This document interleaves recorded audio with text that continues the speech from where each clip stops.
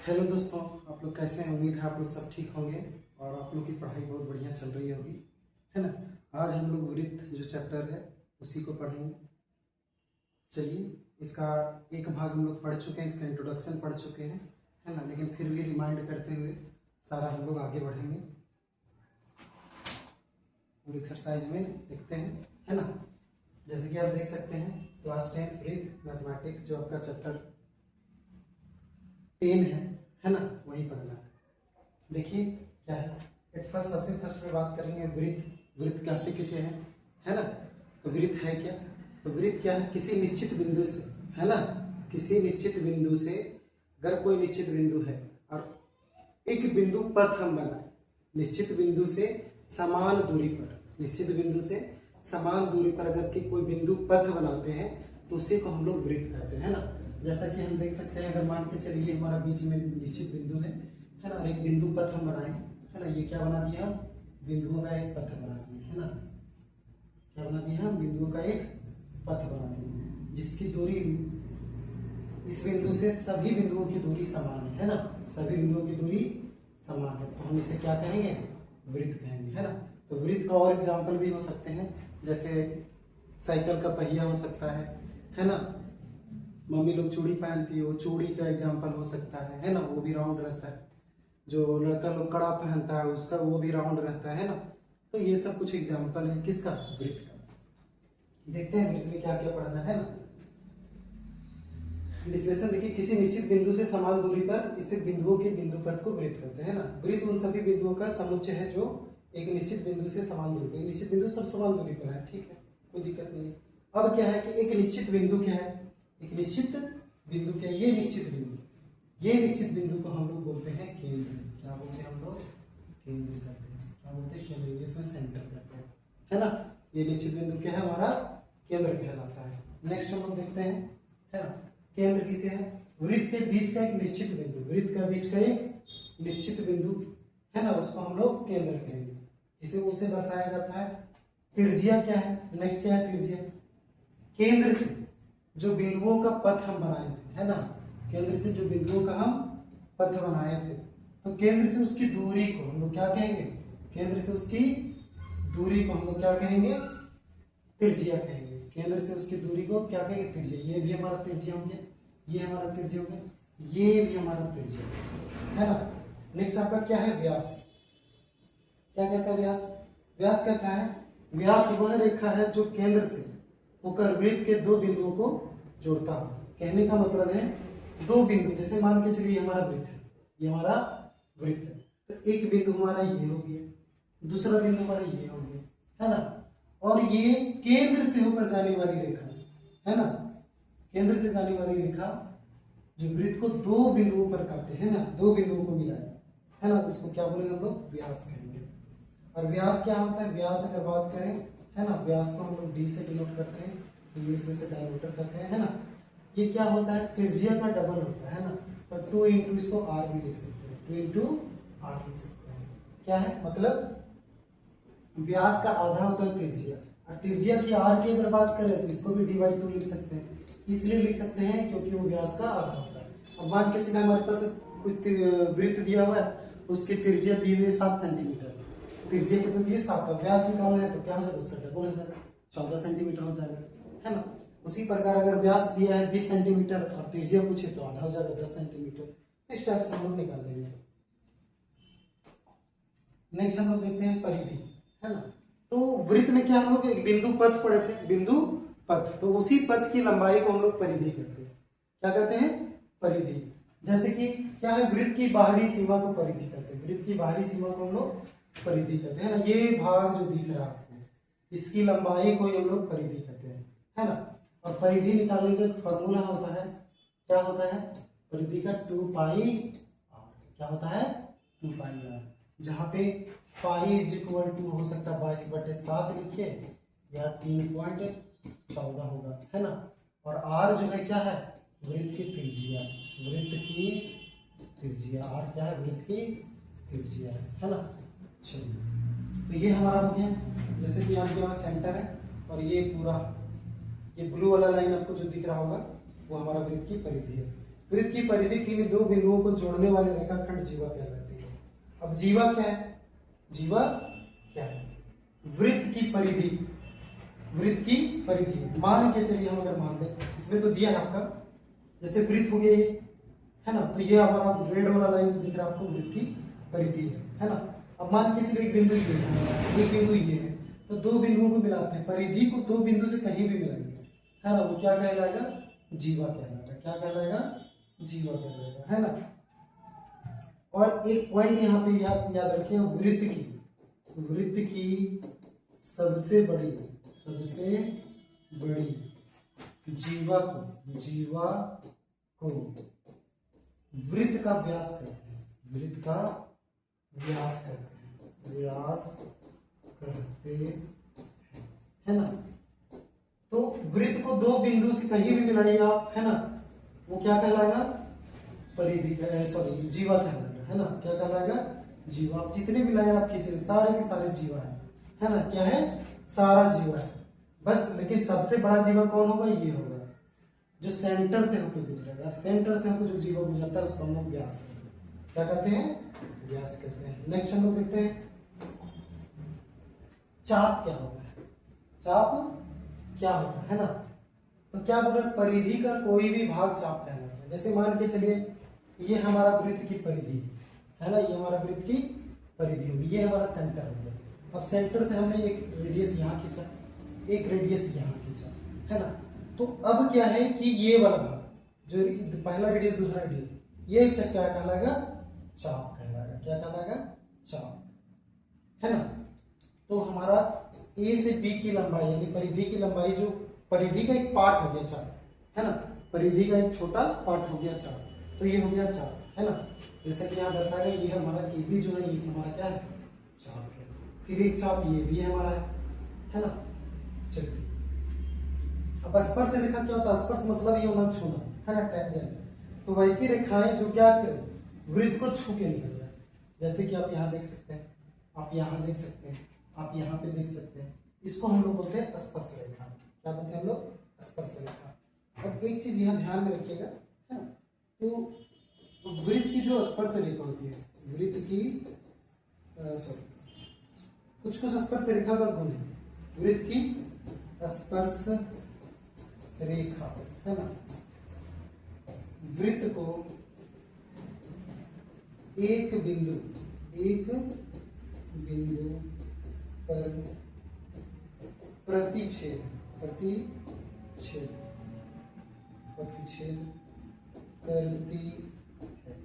है ना। अब क्या है? यहां से स्पर्श करें तो एक बिंदु यहाँ प्रतिच्छेद करें, एक बिंदु देखिए यहाँ प्रतिच्छेद करें, यहाँ, है ना।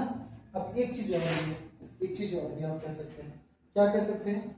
कि मान के चलिए अगर यहां से एक लाइन खींचे हम, यानी केंद्र से, है ना, केंद्र से अगर स्पर्श बिंदु पर लाइन खींचे तो उसको क्या बोलेंगे? त्रिज्या। तो एक चीज और लिख सकते हैं, वृत्त की स्पर्श रेखा त्रिज्या पर लंब होती है।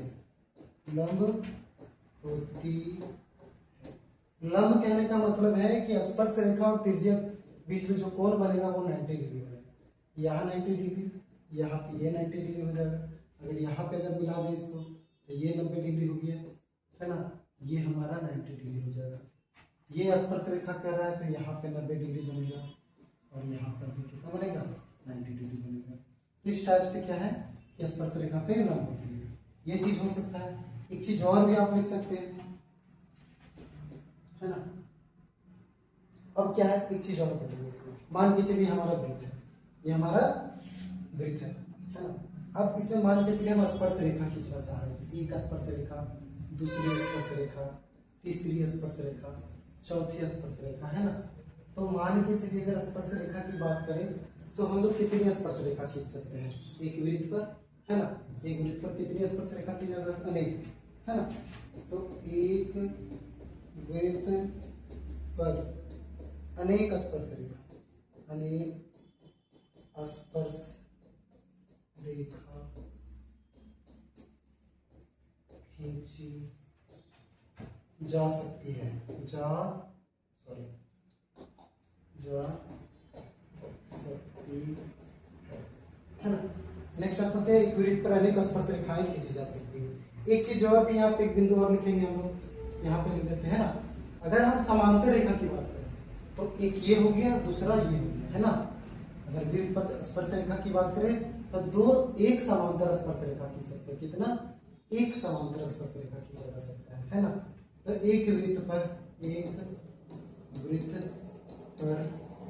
दो समांतर रेखाएं, सॉरी हम एक रेखा बोल दिए थे ना, दो समांतर रेखाएं खींची जा सकती है। समांतर रेखाएं नहीं, दो समांतर स्पर्श रेखाएं, दो समांतर स्पर्श रेखाएं, दो समांतर स्पर्श रेखाएं, है ना। दो समांतर स्पर्श रेखाएं खींची जा सकती है। कहने का मतलब है कि अगर हम एक लाइन ये खींच दिए, दूसरा लाइन हमने ये खींचा, है ना, दो लाइन खींचा तो ये हो गया। अगर हम दूसरा आप खींचते हैं क्या होगा, प्रतिच्छेद हो जाएगा। दूसरा क्या हो जाएगा, प्रतिच्छेद हो जाएगा, है ना।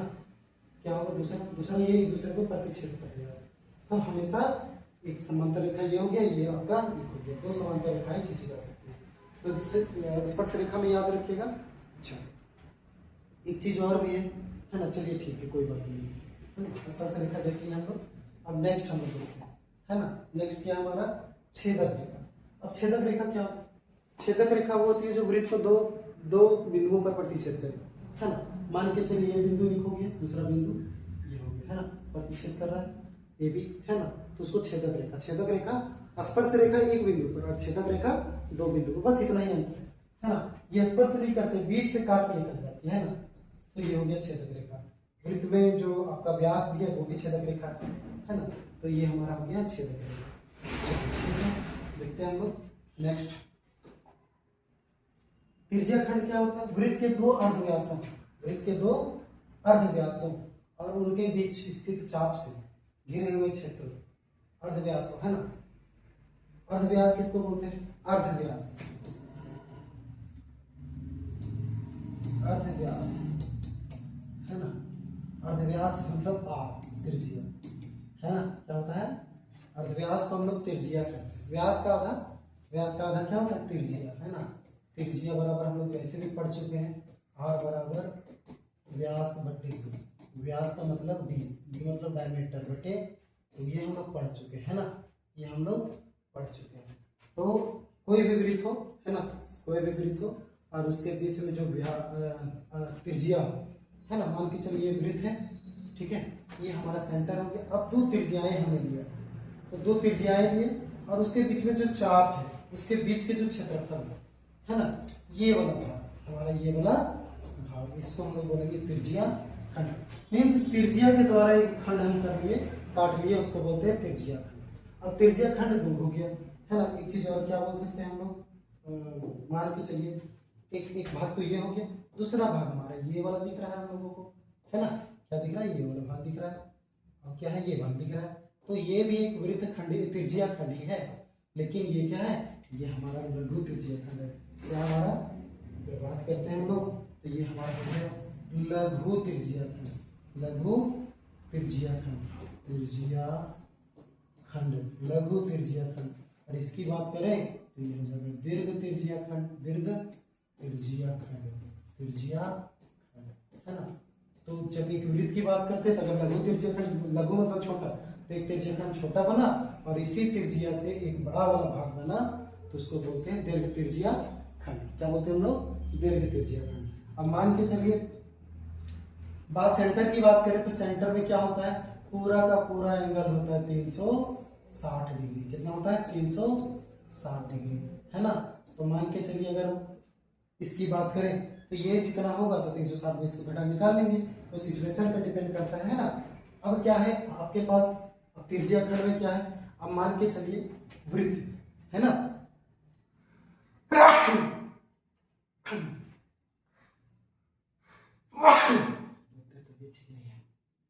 चलिए देखते हैं, है ना।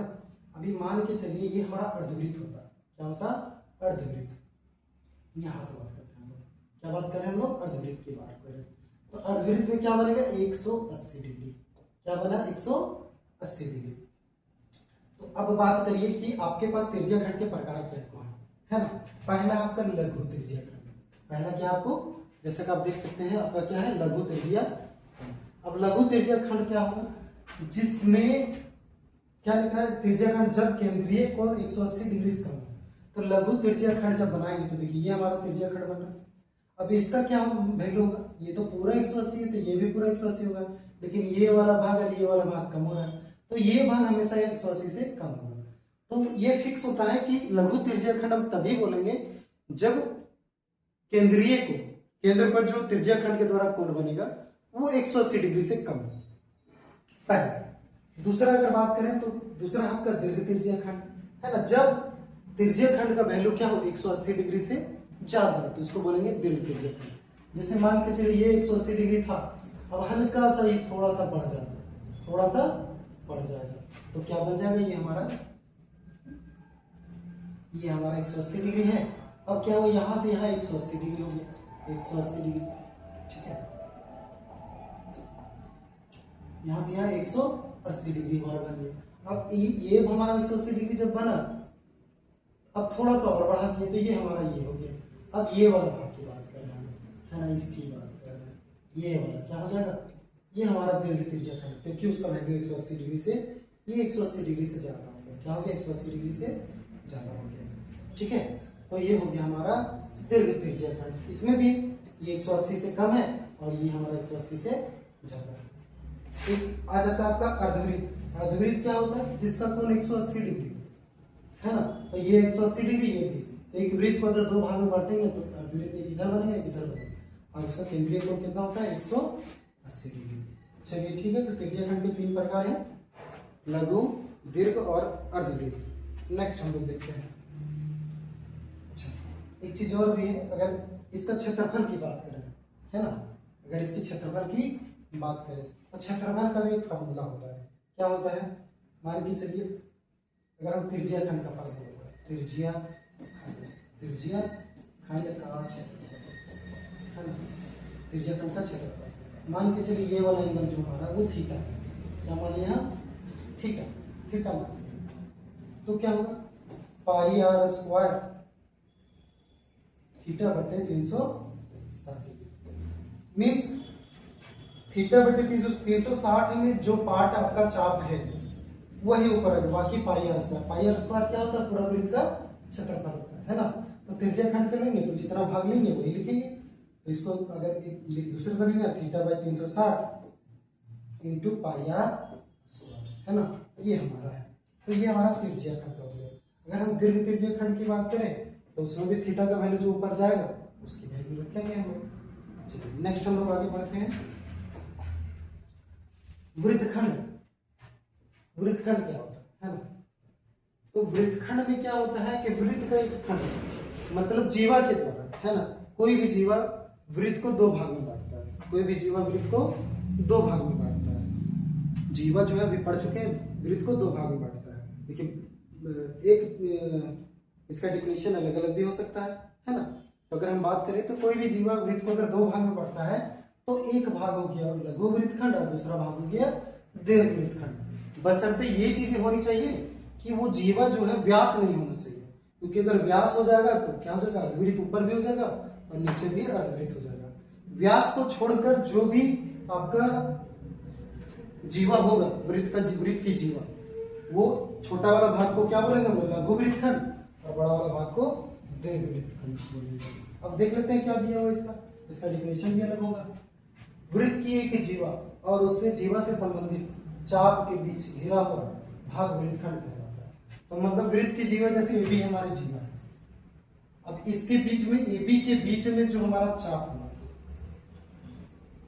है ना, इसको हम लोग बोलेंगे वृत्तखंड। और ये छोटा है इसलिए इसको लघु वृत्तखंड, और ये भाग जो येलो वाला दिख रहा है वो बड़ा है इसलिए क्या हो जाएगा, दीर्घ वृत्तखंड हो जाएगा है ना। अब वृत्तखंड का भी क्षेत्रफल निकालने का फॉर्मूला होता है, वृत्तखंड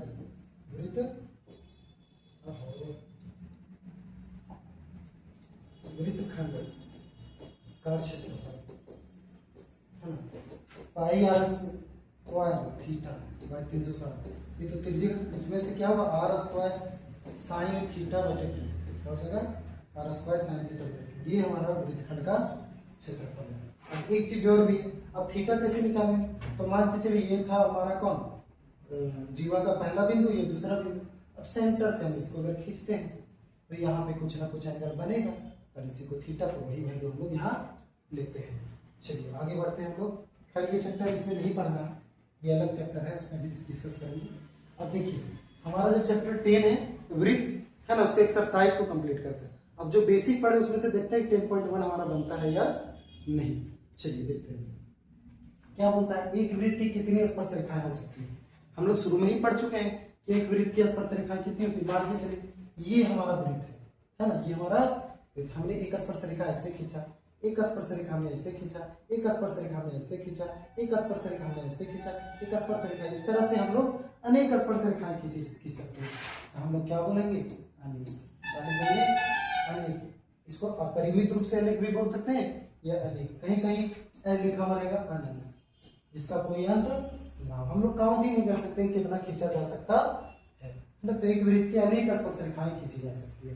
नेक्स्ट अगर बात करें रिक्त स्थानों को भरिए, रिक्त स्थानों को भरिए, तो क्या है, किसी वृत्त की स्पर्श रेखाओं से कितने बिंदुओं पर प्रतिच्छेद करती है, तो हम इसमें भी पढ़ चुके हैं। अगर मान के चलिए ये हमारा वृत्त है ना, तो एक स्पर्श रेखा गया कितना बिंदु, मान के चलो ये हमारा ए है, ये हमारा बी है, ये केंद्र हमारा ओ है ना। तो ये हम आपको बता चुके हैं पहले भी कि एक बिंदु पर, तो कितना हो जाएगा, उसे एक बिंदु पर प्रतिच्छेद करती है। नेक्स्ट आपका क्या है, वृत्त की दो बिंदुओं पर प्रतिच्छेद करने वाली रेखा को कहते हैं। अब मान के चलिए वृत्त है, इसी में अब दो बिंदु पे प्रतिच्छेद कर दिया, एक बिंदु यहाँ, एक बिंदु यहाँ। मान के चलिए ये ए है, ये आपका बी है, रेखाएं जो है वो प्रतिच्छेद कर रही है। तो क्या करिएगा, ए बिंदु दो बिंदु, इसको बोलते हैं हम लोग छेदक रेखा। क्या बोलते हैं हम लोग, छेदक रेखा, छेदक रेखा, जो हम लोग पहले पढ़ चुके हैं। नेक्स्ट देखिए, एक वृत्त की समांतर स्पर्श रेखाएं हो सकती है।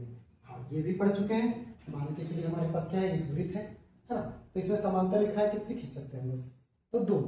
कितनी समांतर रेखाएं, अच्छा समांतर रेखाएं स्पर्श रेखाएं होगी, एक वृत्त की समांतर स्पर्श रेखाएं हो सकती है तो मात्र दो हो सकती है। मान के चलिए इसका नाम एक भी डाल दिए, दूसरा हो गया देखिए है ना, ये हमारा स्पर्श बिंदु हो गया है ना, ये हमारी रेखाएं हो गई। तो क्या है, ये हमारा व्यास हो गया, ये हमारा क्या हो गया, व्यास। हमेशा दो ही समांतर रेखा, एक वृत्त की दो स्पर्श समांतर रेखाएं हो सकती है, कितनी, दो समांतर स्पर्श रेखाएं हो सकती है। क्योंकि जब दूसरा हम अगर करते हैं तो वो छेदक रेखा हो जाएगा, स्पर्श रेखा नहीं होगा। जैसे देख लीजिए आप, अगर एक समांतर ये हो गया, इसी के समांतर एक और खींच दें, एक और खींच दें, एक और खींच दें, तो क्या समांतर रेखाएं हो रही है, समांतर रेखाएं हो रही है। लेकिन ये स्पर्श रेखा है जो एक बिंदु पे काट रहा है, ये स्पर्श रेखा है जो एक बिंदु प्रतिच्छेद कर रहा है, लेकिन बाकी एक यहाँ प्रतिच्छेद कर रहा है, एक यहाँ, एक यहाँ, एक यहाँ। तो अगर बोले एक वृत्त की तो दो ही स्पर्श रेखाएं समांतर हो सकती है। हाँ अगर छेदक रेखा की बात बोले कि है ना, कितनी छेदक रेखाएं समांतर हो सकती है, तो वृत्त है छेदक रेखाएं अनेक हो जाती है ना। तो एक वृत्त की अनेक छेदक रेखाएं समांतर हो सकती है, समांतर हो सकती है ना। तो छेदक रेखा की बात करें तो ये अनेक हो सकती है। नेक्स्ट है वृत्त तथा उसकी स्पर्श रेखा के उभयनिष्ठ बिंदु। अब मान के चलिए हमारा वृत्त है और उसकी एक स्पर्श रेखा है, तो जहां पे दोनों मिलता है इस उभयनिष्ठ बिंदु को क्या बोलते हैं। अगर मान के चलिए यह बिंदु हमारा क्या है, पी है, तो इसको क्या बोलेंगे हम लोग, इसको बोलेंगे हम लोग स्पर्श बिंदु। क्या बोलेंगे, स्पर्श बिंदु बोलेंगे। क्या बोलेंगे हम लोग, स्पर्श बिंदु बोलेंगे। तो यहाँ पे क्या होगा, रेखा को क्या बोलते हैं, उभयनिष्ठ बिंदु को स्पर्श बिंदु, स्पर्श बिंदु। चलिए ठीक है, देख लीजिए आप लोग।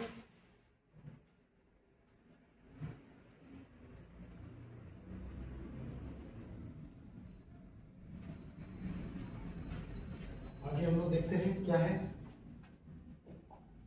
नेक्स्ट। क्वेश्चन नंबर 2 हो गया क्या। हाँ ये फर्स्ट था, ये हमारा सेकेंड है। ये हमारा थर्ड है, ये हमारा थर्ड है ना। चलिए देखिए,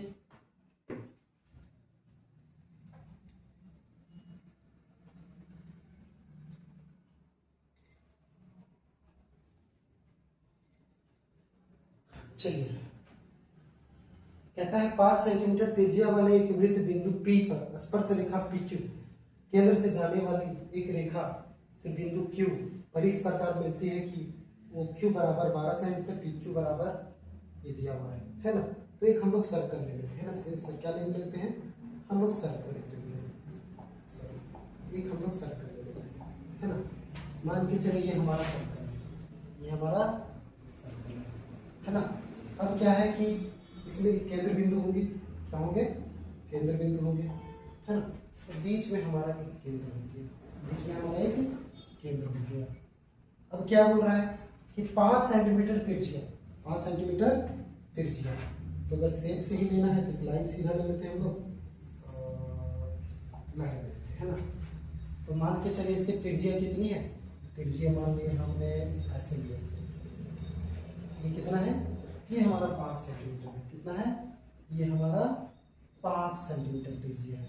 चलिए कोई बात नहीं, 5 सेंटीमीटर त्रिज्या, एक वृत्त से त्रिज्या वाले एक वृत्त पे P स्पर्श रेखा है, मान के चलिए P यहां से गुजरती है, एक स्पर्श रेखा P है, कोई बात नहीं। अगर P स्पर्श रेखा की बात करें हम तो एक स्पर्श रेखा भी खींच लेते हैं हम लोग है ना। मान के चलिए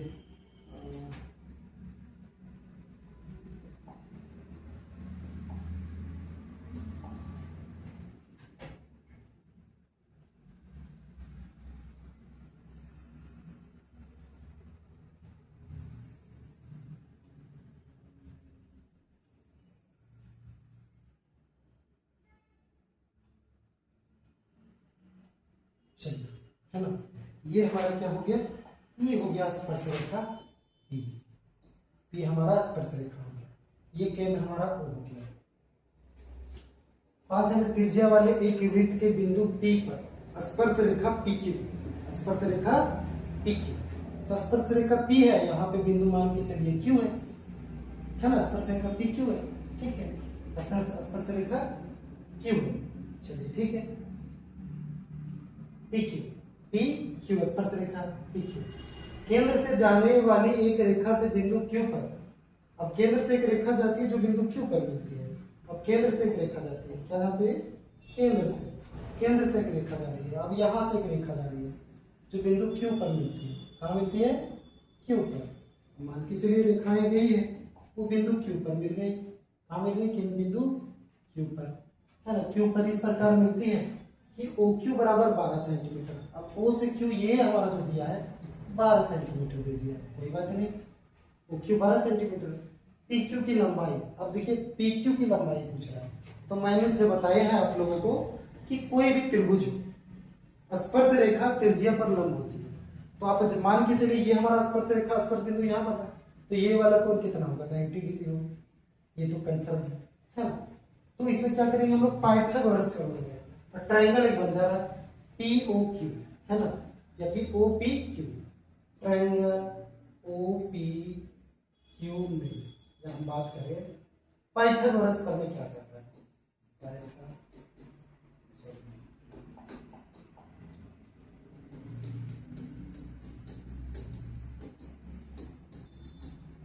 ये कहता है कि कर्ण का स्क्वायर इज इक्वल टू लंब का स्क्वायर प्लस आधार का स्क्वायर है ना। अब देखिए आपको पता है अगर ये 90 डिग्री हो, समकोण त्रिभुज ये बन रहा है, और समकोण त्रिभुज का सामने वाला भुजा को हम लोग कर्ण बोलते हैं, यानी OQ हमारा क्या हो गया, कर्ण हो गया OQ, तो ये हमारा स्क्वायर हो गया। लंब की बात करें तो ये हमारा लंब हो गया OP है ना, OP का स्क्वायर, चलिए कोई बात नहीं, प्लस आधार हमारा कौन हो गया, PQ हो गया, क्या हो गया, PQ का स्क्वायर हो गया। अब क्या करना है, OQ हमारा दिया हुआ है, क्या दिया, O से Q का वैल्यू 12 है, तो 12 का स्क्वायर हमने किया, बराबर OP भी हमारा दिया 5 का स्क्वायर हमने किया, बराबर यहाँ सॉरी प्लस में यहाँ PQ का स्क्वायर है। अब देखिए 12 का स्क्वायर कितना होता है 144, 12 12 144 प्लस का 25 प्लस पी क्यू का स्क्वायर। हमने 25 को इधर ले आया, हमने कितना 144 minus 25 is equal to P Q का स्क्वायर, क्योंकि 25 सिर्फ पी क्यू बचा।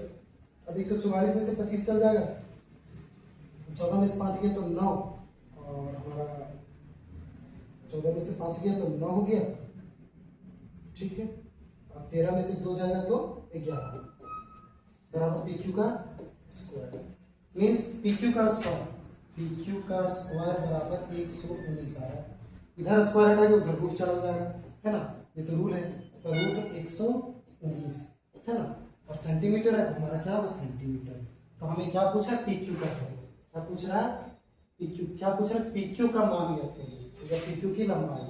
तो रूट 119 जहां होगा देखिए ये हमारा डी नंबर सही आंसर है, हमारा डी नंबर सही आंसर है। इस टाइप से आप बनाएंगे, कोई दिक्कत नहीं होगा। चलिए आगे देखते हैं हम लोग, एकदम आराम से बनाएंगे, कोई दिक्कत नहीं है। एक वृत्त खींचिए और एक दी गई रेखा के समांतर दो ऐसी रेखाएं खींचिए कि उनमें से एक स्पर्श रेखा हो और एक दूसरी छेदक रेखा हो, है ना। तो एक हमने क्या शेप ले लिया, ट्रायंगल का एक हमने सर्कल का हमने एक शेप ले लिया, ठीक है। हमने एक सर्कल का शेप लिया, ठीक है। और एक अब क्या हमसे बोल रहा है, हमसे कह रहा है कि एक वृत्त खींचिए और एक दी गई रेखा के समांतर, दी गई रेखा के समांतर, मान के चलिए एक रेखा समांतर यहाँ पे हमने एक रेखा ले लिया, है ना, एक रेखा हमने ये लिया। अब इसके समांतर दो ऐसी रेखाएं खींचिए, उनमें से एक स्पर्श रेखा हो तथा दूसरा छेदक रेखा हो। हम मान के चलिए, हम अगर यहाँ से बात करें तो ये हमारा क्या हो गया स्पर्श रेखा हो जाएगा। क्या हो जाएगा, एक मिनट,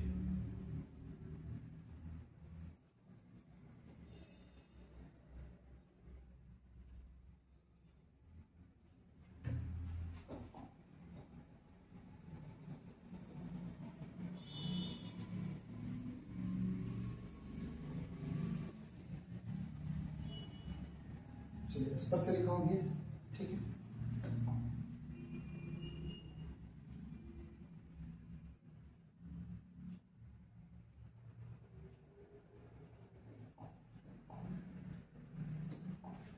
और एक हमारा छेदक रेखा होगी, है ना। तो हम क्या करेंगे, एक छेदक रेखा ले लेंगे। अब मेरे पास क्या आ गया, ये रेखा होगी, है ना। मान के चलिए ए और बी, ए बी हमारा क्या था दिया गया रेखा, मान के चलिए क्योंकि अब ये हमारा क्या हो गया ए और क्यू हो गया, ये हमारा हो गया, ये हमारा स्पर्श रेखा हो गया। ये तीनों समांतर, तीनों क्या है समांतर है, तो ये हमारा हो गया स्पर्श रेखा, है ना। इसका स्पर्श बिंदु ये हो गया, ये हमारा छेदक रेखा हो गया। क्यों, क्योंकि बिंदु यहाँ कट रहा है, दूसरा बिंदु यहाँ कट रहा है, ये हमारा हो गया छेदक रेखा, है ना। तो ये चीजें हम बहुत ही नॉर्मल चीजें थी। चलिए नेक्स्ट नंबर क्वेश्चन देखते हैं हम लोग। बाह्य बिंदु से, अच्छा परमी है 10.2, बाह्य बिंदु से वृत्त पर खींची गई स्पर्श रेखा की लंबाई बराबर होती है। चलिए कोई बात नहीं, फिगर दिया हुआ है, अगर फिगर नहीं भी दिया रहता तो हम बना लेते। किसी भी बाह्य बिंदु से स्पर्श रेखा, है ना, तो अगर मान के चलिए चित्र नहीं होता तो बना लेते हैं। मान के चलिए ये हमारा चित्र होता है, तो एक वृत्त है, उसका केंद्र है, एक बाह्य बिंदु लिए, अब इसमें एक स्पर्श रेखा इधर खींच दिए, एक स्पर्श रेखा इधर खींच दिए, है ना। तो क्या हो गया, एक रेखा बन गया, ठीक है। और यहाँ पे एक स्पर्श बिंदु हुआ, एक स्पर्श बिंदु हमारा यहाँ है, तो हमने ये त्रिज्या मिला दिया, ये हमारा त्रिज्या हो गया, ठीक है। तो हमें पूछ रहा है ये दोनों बराबर होती है, तो देखते हैं क्या क्या दिया है, उसके अनुसार काम करेंगे। तो हमारा ओ केंद्र वाला एक वृत्त है ना। तो PQ जो हमारा है, PQ की बात करें, PQ और PR दो स्पर्श रेखाएं हैं, है ना, वो हमारा केंद्र है ना। तो ये स्पर्श बिंदु क्या हो गया, Q और R हमारा स्पर्श बिंदु हो गया। तो दिया क्या है, पहले हम चेक करके दिया है ना। वो केंद्र का एक वृत्त है,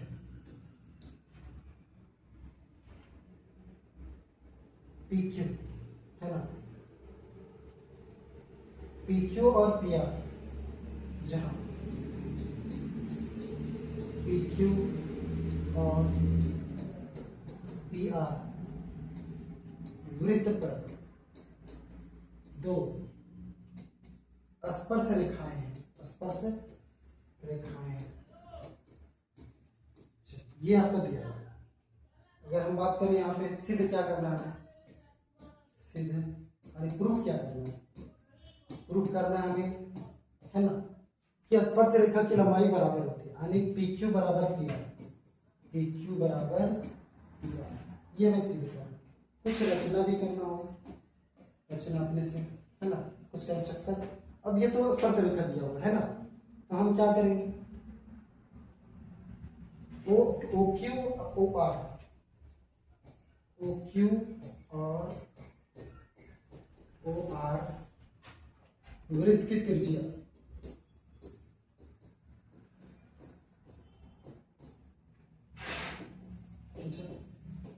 है ना, एवं पी को ओ से मिलाया, पी को ओ से मिलाया, ये हमने किया, तीन चीजें हमने किया। क्या किया हमने, पी क्यू को पी आर ये स्पर्श रेखा है। अब त्रिज्या क्या होता है, हम जितना चाहे सब त्रिज्या खींच सकते हैं, बहुत सारे। हमने दो त्रिज्या खींचा कहां से, क्यू ओ क्यू और ओ आर, दो त्रिज्या हमने खींचा, ठीक है। और साथ ही क्या किया हमने, ओ को पी से मिलाया, ओ को पी से मिलाया। अब हम लोग यहाँ से प्रूफ करेंगे, प्रमाण भी बोल सकते हैं इसको, है ना, प्रूफ करेंगे। अगर यहाँ पे जो भी लिखना आप लिख सकते हैं, है ना। अब देखिए आपके पास दो ट्रायंगल बन रहा है, पी क्यू ओ और दूसरा पी आर ओ, या पी ओ क्यू या फिर पी आर ओ या पी ओ आर, तो जो भी लिखें कोई दिक्कत नहीं है। दो ट्रायंगल बन रहा है, दो ट्रायंगल की बात करेंगे, हम बनाएंगे। अब क्या है हमारे पास, अगर बात करें तो पी क्यू ओ या पी ओ क्यू लिख देते हैं, triangle P O Q, P O Q तथा ट्रायंगल त्रिभुज P R O, P R O, है ना। पहले क्या करना पड़ेगा, ये दोनों त्रिभुज, क्योंकि ये दोनों भुजाएं को बराबर करना है, तो त्रिभुज का सर्वांगसम करना पड़ेगा, है ना। सर्वांगसम करने के लिए क्या है, अलग अलग रूल है जो हमें 6 चैप्टर में पढ़ चुके हैं, है ना। तो उसी के अनुसार करेंगे। अब दो त्रिभुज बन रहे हैं हमारे पास।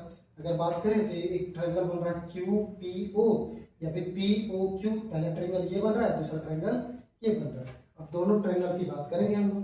अब हम दोनों ट्रायंगल में देखते हैं क्या क्या है और क्या क्या नहीं है, अगर बराबर हो जाता है ठीक है। अगर बात करें तो फर्स्ट सबसे बात करें तो देखिए हमारे पास क्या है, ओ क्यू बराबर ओ आर, है ना, ओ क्यू बराबर ओ आर। अभी दोनों बराबर क्यों है, क्योंकि वृत्त की त्रिज्याएं, वृत्त की त्रिज्याएं, वृत्त की त्रिज्याएं।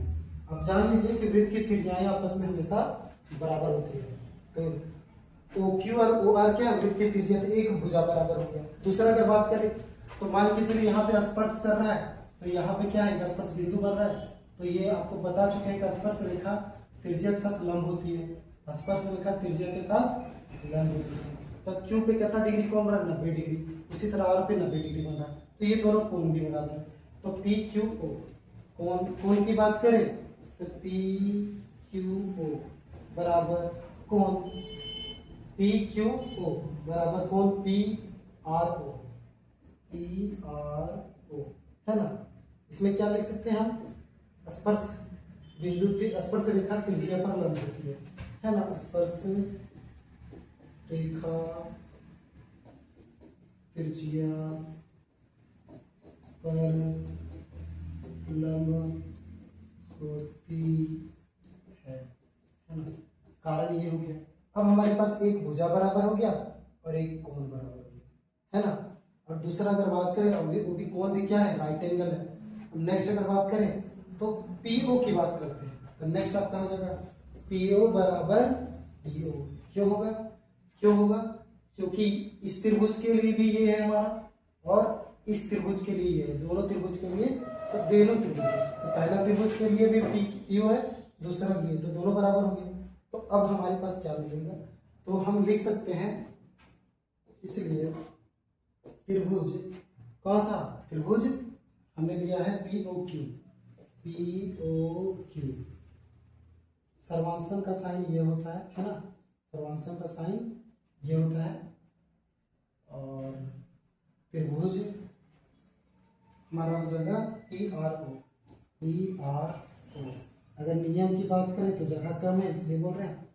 यहाँ पे क्या है, RHS,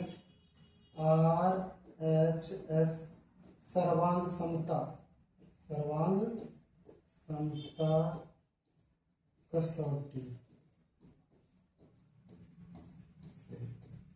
अभी सर्वांग समता नियम कौन सा है, RHS का मतलब क्या होता है, RHS का मतलब होता है एक राइट एंगल ट्रायंगल होना चाहिए, तो हमारा Q जो है राइट एंगल हो गया, है ना। H का मतलब होता है हाइपोटेनुज ये कर्व हो गया, और एक ठो साइड बराबर होना चाहिए, है ना। तो RHS का मतलब, RHS सर्वांग समता कहता है कि दो त्रिभुज में अगर एक कोण 90 डिग्री हो और एक कर्ण बराबर हो और एक भुजा बराबर हो, तो उसको हम लोग बोलते हैं RHS सर्वांग समता नियम। और कोई भी दो त्रिभुज सर्वांगसम होते हैं, संगत भुजा क्या होते हैं, बराबर होते हैं, और संगत कोण भी बराबर होते हैं, संगत भुजा भी बराबर होते हैं और संगत कोण भी बराबर होते हैं ना। और जब बराबर है तो इसलिए यहाँ पे क्या लिख सकते हैं हम, इसलिए बराबर तो हो गया, इसलिए हम क्या लिख सकते हैं, PQ बराबर PR, PQ बराबर PR, है ना, PQ बराबर PR, ये हमारा प्रूफ हो गया, है ना, ये हमारा प्रूफ हो गया, ये हमारा प्रमेय है। तो हमने क्या सीखा, हमने ये सीखा कि वृत्त पर अगर बाह्य बिंदु से दो स्पर्श रेखाएं खींची जाए, और तो वो स्पर्श रेखाएं अगर एक ही बिंदु से किसी वृत्त पर अगर दो स्पर्श रेखाएं खींची जाए, तो स्पर्श रेखा की लंबाई क्या होती है, बराबर होती है, और वो हमें प्रूफ करके दिखाया है ना। ये VVI क्वेश्चन है, एग्जाम में बहुत पूछा, PYQ भी है ना, क्या है PYQ, प्रीवियस ईयर पूछा गया क्वेश्चन है ना। तो ध्यान रखिएगा, ये बहुत इंपॉर्टेंट क्वेश्चन है। नेक्स्ट हम लोग देखते हैं क्या दिया हुआ है। हाँ, नेक्स्ट क्वेश्चन हमारा 10.2 है ना, 10.2 हमारा जो है क्वेश्चन देखते हैं 10.2। इसमें क्या है, एक बिंदु Q से एक वृत्त पर स्पर्श रेखा की लंबाई 24 सेंटीमीटर है ना।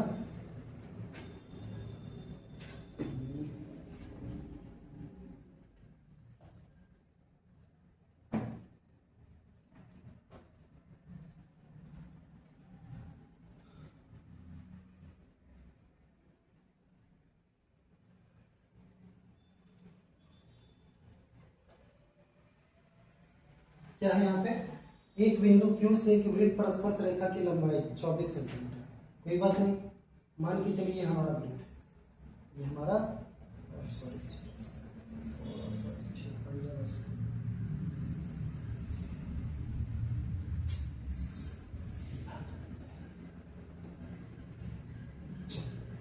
ये हमारा सेंटर है ना। अब क्या है, एक बिंदु Q से एक वृत्त पर स्पर्श रेखा की लंबाई 24 सेंटीमीटर, बिंदु Q हमारा, मान के चलिए हमारा बिंदु Q है ना। अब यहां से एक स्पर्श रेखा गया Q पर, यहां से एक स्पर्श रेखा कहां गया, एक स्पर्श रेखा Q पर गया, ठीक, ये स्पर्श बिंदु है ना। एक बिंदु Q से एक वृत्त पर स्पर्श रेखा की लंबाई 24 सेंटीमीटर, इसकी लंबाई भी दी हुई 24 सेंटीमीटर, चलिए, तथा Q की केंद्र से दूरी 25 सेंटीमीटर है, Q से केंद्र की दूरी, तो ये हमारा केंद्र हो गया, केंद्र से दूरी कितनी है, 25 सेंटीमीटर, कितनी है, यहाँ से 25 सेंटीमीटर, 25 सेंटीमीटर है ना। तो वृत्त की त्रिज्या ज्ञात करें, तो ये हमारा वृत्त की त्रिज्या है ना। तो Q है मान के चलिए, और इसका नाम A डाल देते हैं, इसका नाम O डाल देते हैं, है ना। अब देखिए हमारे पास क्या है, पाइथागोरस प्रमेय ले सकते हैं,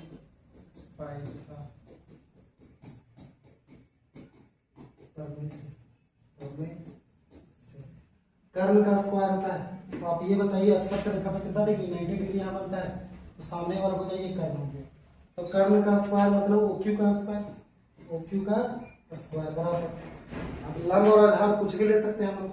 मान के ये लंब है हमारा, तो AO हो गया, AO का स्क्वायर प्लस में AQ का स्क्वायर, AQ है ना, AQ का स्क्वायर। अब OQ हमारे पास क्या है, OQ की बात करें तो 25 सेंटीमीटर है, 25 का स्क्वायर।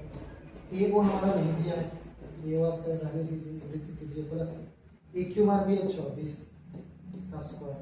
25 का स्क्वायर अगर बात करें तो 25 25 से 625 बराबर AO रहने दीजिए प्लस 24 का 576, इधर ले आएंगे कितना हो जाएगा 625 माइनस 576 बराबर AO का स्क्वायर, है ना, क्योंकि AO यहाँ रख दिए 576, 24 का स्क्वायर होता है 576।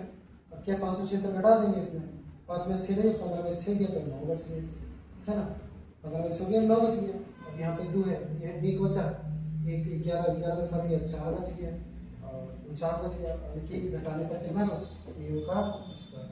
इसका थोड़ा और सॉल्व करते हैं, AO का स्क्वायर बराबर 49, तो AO इज इक्वल टू कितना हो गया 49, वो भी रूट में, क्योंकि स्क्वायर हटेगा दूसरा रूट चढ़ जाएगा।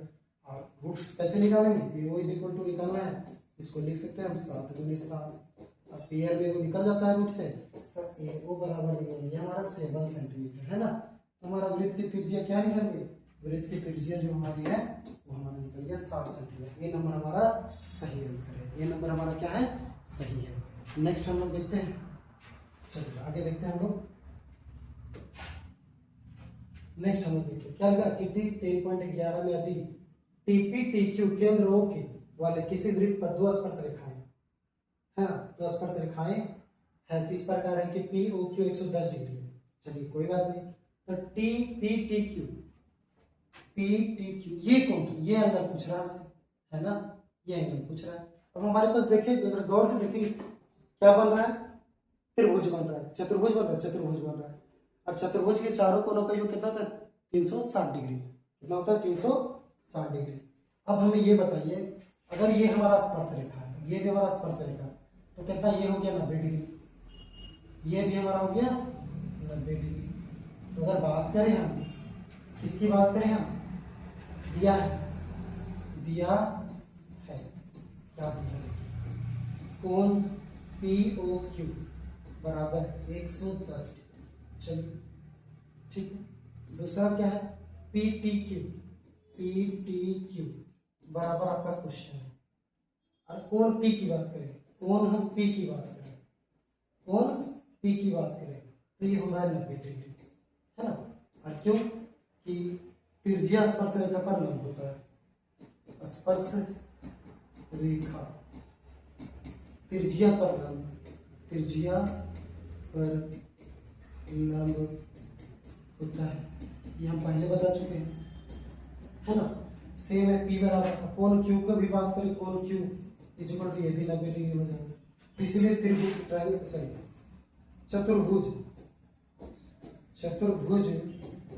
चतुर्भुज किसकी बात करेंगे हम लोग, PTQO में चतुर्भुज के चारों कोनों का योग 360 डिग्री होता है। तब कोण P प्लस कोण, जिसको निकालना है, किसको निकालना PTQ प्लस कोण Q प्लस कोण कौन सा है POQ। अच्छा सबका योग कितना 360 डिग्री, कितना होता है 360 डिग्री। अब क्या क्या दिया, कोण P बराबर 90 डिग्री, इसका वैल्यू तो दिया ही नहीं PTQ, इसका भी 90 डिग्री प्लस इसका वैल्यू दिया हुआ हमारा 110 डिग्री बराबर 360 डिग्री। अब क्या है, सब सबको जोड़ दीजिए, सबको जोड़ दीजिए, 9 दूनी 18, 9 दूनी 18, 180, 180 और 1 280, 280 और 30, 310, क्या हो गया 310 डिग्री प्लस कोण PTQ बराबर 360 डिग्री, है ना। अब क्या है यहाँ कोण पी टी क्यू की बात करें फिर 360 माइनस कितना हो जाएगा 310 310 हो गया। जोड़े सही है ना 110 और 90 200 200 नहीं 110 और 90 110 और 90 200 200 290 हो रहा है सॉरी कितना हो रहा है 290 डिग्री हो रहा है टोटल।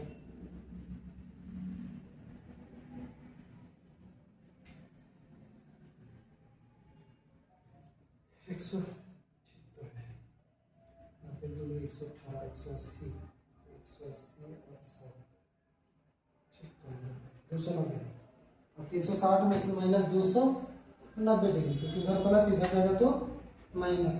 तो कोण पी टी क्यू बराबर क्या निकला 360 में 290 गया तो कितना बचा 0 में 0 गया 0 36 में 29 गया 7 70 डिग्री कितना बचा 70 डिग्री।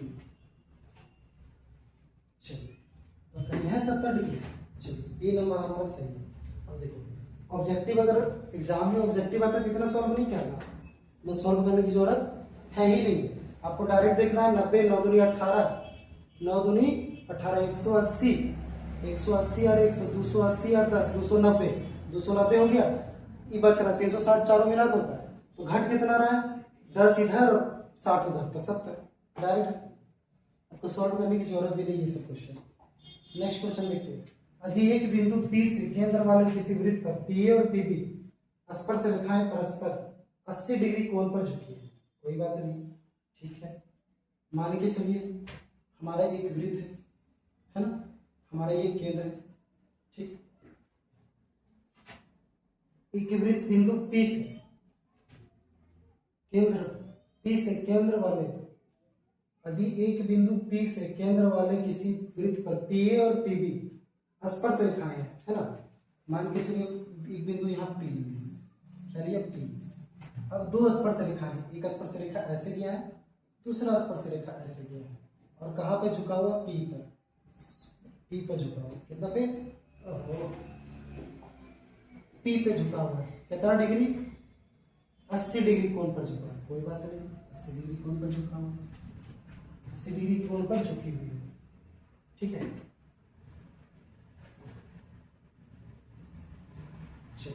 तो एक स्पर्श बिंदु ये हो गया हमारा एक स्पर्श बिंदु ये हो गया तो यहाँ से एक रेखा ऐसे आएगा त्रिज्या दूसरा त्रिज्या ये आएगा है ना। तो हमसे क्या पूछ रहा है कि PA और PB P से A हो गया एक और ये हो गया B है ना दो स्पर्श रेखाएं हैं 80 डिग्री के कोण पर झुकी हुई है कोई बात नहीं ठीक। तो POA बराबर है क्या P ये हमारा O हो गया A तो एक लाइन हम ऐसे खींचेंगे लाइन हम ऐसे खींच देते हैं ठीक है। हमें ये कोण पूछ रहा है क्या पूछ रहा है ये कोण एक लाइन हम खींचते हैं तो हमें ये कोण पूछ रहा है कि कितना डिग्री है POA है ना। अब देखिए इसमें क्या करना है आपको अभी जस्ट हम लोग पढ़े अभी पिछला क्वेश्चन में हम उतना सॉल्व नहीं करेंगे इसको क्योंकि ऑब्जेक्टिव क्वेश्चन है। अब मान के चलिए अभी दो क्या था कि ट्रायंगल था बाह्य बिंदु से दो स्पर्श रेखाएं दोनों स्पर्श रेखाएं की लंबाई बराबर थी तो हमने क्या किया ये त्रिभुज जो हमारा था और ये त्रिभुज को सर्वांकन किया था।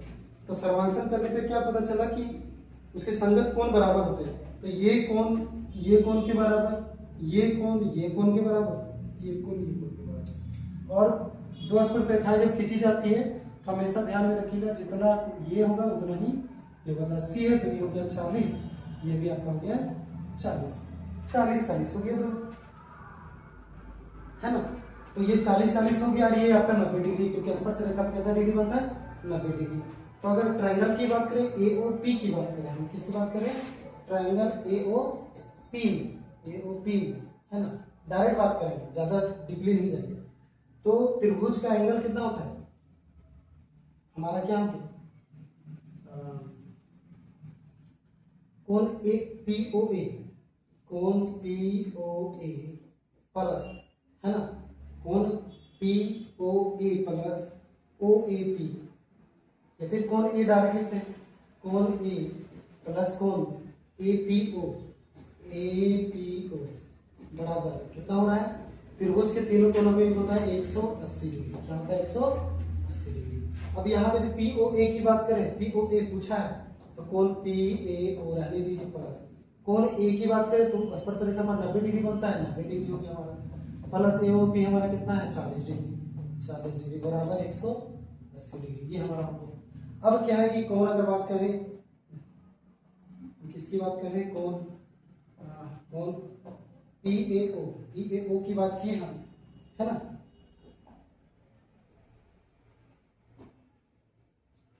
तो हमारा क्या हो रहा है, यहाँ 90 है 40 49 13 130 डिग्री बराबर 180 डिग्री। अब क्या करना है, हमें कोण PAO निकालनी है, तो 180 तो ठीक है माइनस 130 डिग्री, 130 डिग्री। अब कोण PAO बराबर 180 में से 30 जाएगा तो 50 डिग्री, हमारा आंसर क्या हो गया 50 डिग्री। तो हमारा आंसर 50 डिग्री ऑप्शन में जो है हमारा ए नंबर हमारा सही है ना। तो ये सब क्वेश्चन देख के अपने से बना लेना है, कोई दिक्कत नहीं।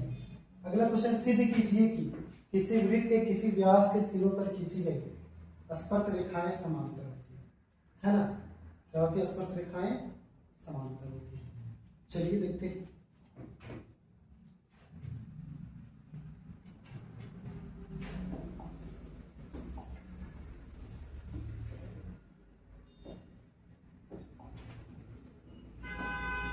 ये हमारा वृत्त हो गया, है ना, ये हमारा वृत्त हो गया। अब क्या है, वृत्त में एक हमारे पास सेंटर है, हमारे पास सेंटर पे एक ये हमारा हो गया व्यास। अब इसके सिरों पर दो तो क्या खींचा गया है, स्पर्श रेखा, है ना।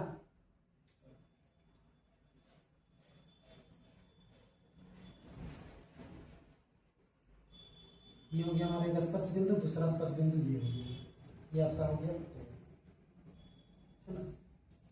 चलिए, सिद्ध कीजिए कि किसी वृत्त के किसी व्यास के सिरों पर खींची गई स्पर्श रेखा। अब ये स्पर्श रेखा खींचा गया आपका ए और बी, और इसको मान लेते हैं हम सी और डी, है ना। स्पर्श बिंदु को मान लेंगे पी और क्यू। चलिए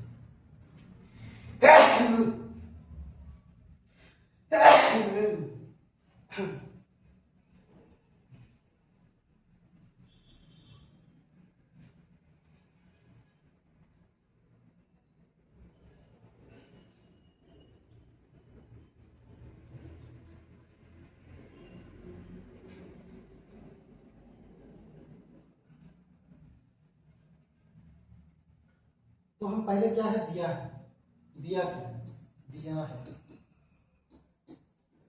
क्या दिया है, ओ केंद्र वाला एक वृत्त, ओ केंद्र वाला एक वृत्त, वृत्त, ओ केंद्र वाला एक वृत्त है।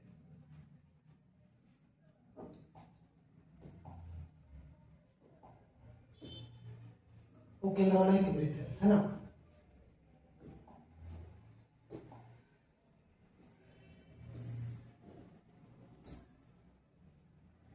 वो केंद्र वाला एक वृत्त है।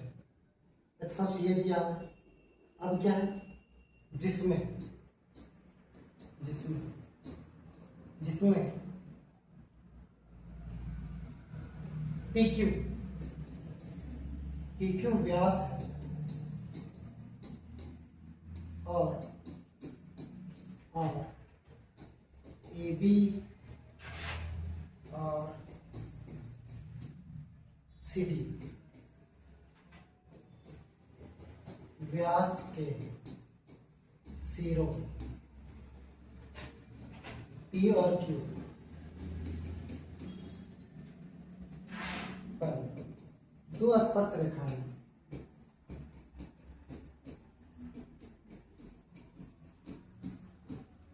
दो स्पर्श रेखा ये दिया हुआ मीन्स यहाँ पे ये दिया हुआ है ना। हमें सिद्ध क्या करना है, सिद्ध करना है क्या सिद्ध करना है, हमें AB पैरेलल CD करना है, AB समांतर CD, ये हमें प्रूव करना है ना। कुछ रचना होगा इसमें, कोई रचना नहीं है, तो रचना की बात ही नहीं है, हम लोग डायरेक्ट प्रमाण की बात करेंगे, प्रूफ करने का प्रयास करेंगे, है ना, प्रूफ करने का प्रयास करेंगे। अब क्या है कि अब देखिए हमारे पास क्या क्या है, स्पर्श रेखा की बात करेंगे हम तो एक एंगल की बात करें हम, जैसे मान के चलिए ओ की, यहाँ ओ है मान के चलिए, है ना, तो हम पूरा एक लाइन व्यास को ए क्यू मान लें, अगर हम तो मानते हैं ए पी क्यू, है ना, कोण A P Q, A P Q is equal to 90 degree. क्यों 90 डिग्री है? स्पर्श रेखा त्रिज्या पर लंब होता है ना, स्पर्श रेखा त्रिज्या पर लंब होता है। अगर ऐसे हम नहीं मानते हैं, है ना, हाँ स्पर्श रेखा त्रिज्या पर लंब होता है, ये हम मान लिए ए पी क्यू, हम ओ भी मान सकते हैं, कोई दिक्कत नहीं है। तो हम पी लिखते हैं, पी लिखने से क्या होगा, क्यू लिखने से क्या होगा, एक ही बार में पूरा लाइन आ जाएगा, है ना, क्योंकि ये तो सीधा लाइन है, व्यास है त्रिज्या का डबल है ना, तो हमने क्या किया ए पी क्यू ले लिया। ऐसे ए पी ओ भी ले सकते हैं, कोई दिक्कत नहीं है, ए पी क्यू 90 डिग्री। उसी प्रकार हम क्या लिख सकते हैं, B P Q, P P Q is equal to 90 degree, है ना। यहाँ पर लिख देते हैं स्पर्श रेखा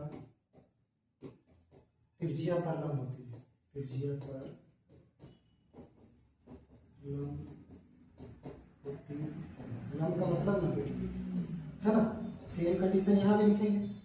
अब क्या है, सी क्यू पी लिख देते हैं, सी पी क्यू बराबर 90 डिग्री, ये भी हो गया।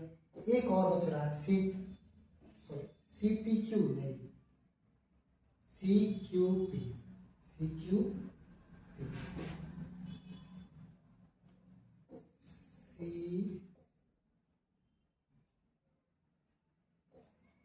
सी पी नहीं, C Q P, C Q P 90 degree.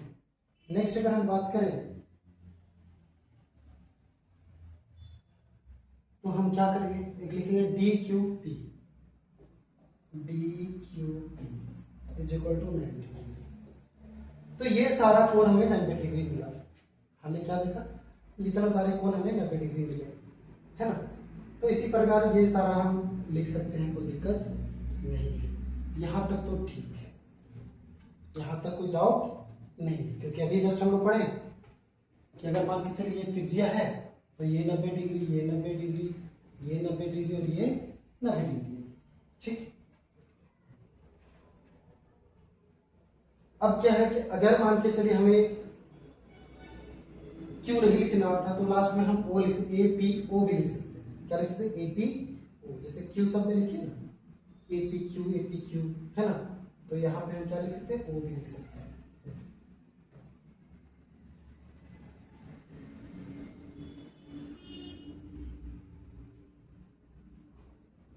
थोड़ा सा डाउट लग रहा है कि पूरा लिखना उचित नहीं है ना।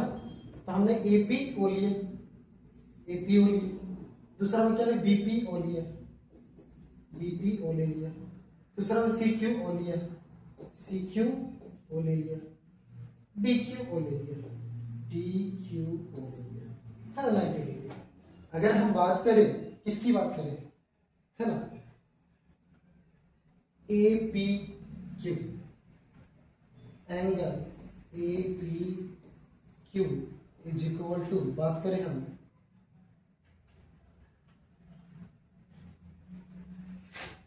अगर इसको इक्वेशन मान लिया जाए, है ना, इसको क्या मान लीजिए, इक्वेशन मान लिया हम, ये हो गया इक्वेशन 1, ये हमारा हो गया 2, ये हमारा हो गया 3, ये हमारा हो गया 4, हमने 4 तक मान लिया। क्या मान लिया, 4 तक। बहुत इजी है ना, बहुत इजी है। अब करना क्या है, हमें करना ये है कि मान के चलिए ए पी क्यू की बात की हमने क्या लिया, angle A P Q is equal to, दूसरा क्या लिखे हमने, ए पी क्यू लिए, अब डी क्यू पी ले लिया, क्या ले लिए, डी पी क्यू, और दोनों का वैल्यू कितना है, 90 डिग्री, इसको हम लिख सकते हैं समीकरण 1 तथा किस समीकरण 1 हमारा है और हमारा डी क्यू ओ है ना, डी क्यू ओ 4 से 1 तथा 4 से, है ना। ये 90 डिग्री है, ये हमारा क्या है, ये 90 डिग्री है। अब 90 डिग्री है तो ये 90 डिग्री है, और 90 डिग्री हो जो दो अगर रेखाएं हैं उनके बीच में अगर दो एंगल है ना, और दोनों यहाँ पे एकांतर कोण भी लिख सकते हैं। क्या लिख सकते हैं, एकांतर कोण। हमने बाहर नहीं लिखा, ये क्या है, दोनों एकांतर कोण है। क्या है, एकांतर कोण। नेक्स्ट अगर बात करें समीकरण किसमें, समीकरण 2 एवं 3 से, एवं 3 से, है ना। तो क्या हो जाएगा हमारा, क्या हो जाएगा कि 2 हमारा क्या था, 2 हमारा क्या है, 2 दोनों में सी क्यू ओ हमारा क्या है, सी क्यू ओ, ये लिख देंगे कोण सी क्यू पी बराबर कोण सी क्यू ओ लीजिए चाहे सी क्यू पी, एंगल तो यही है ना। दूसरा हमारे पास क्या हो जाएगा, B P O, B P Q is equal to 90 degree हो गई। और ये भी क्या है, एकांतर कोण, एकांतर कोण, है ना। ठीक है,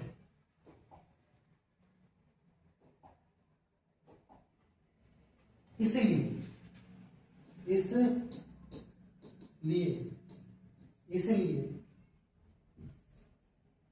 यहाँ लिखेंगे हम, इसलिए क्या, A B parallel C D होगा। इसलिए ए बी समांतर सी डी, है ना, ए बी समांतर सी डी होगा, ए बी समांतर। इसलिए डायरेक्ट इसको लिखेंगे, इसलिए ए बी समांतर सी डी, है ना। ये अब क्यों होगा, ये लिख सकते हैं आप, क्यों लिख सकते हैं, लिख सकते हैं यदि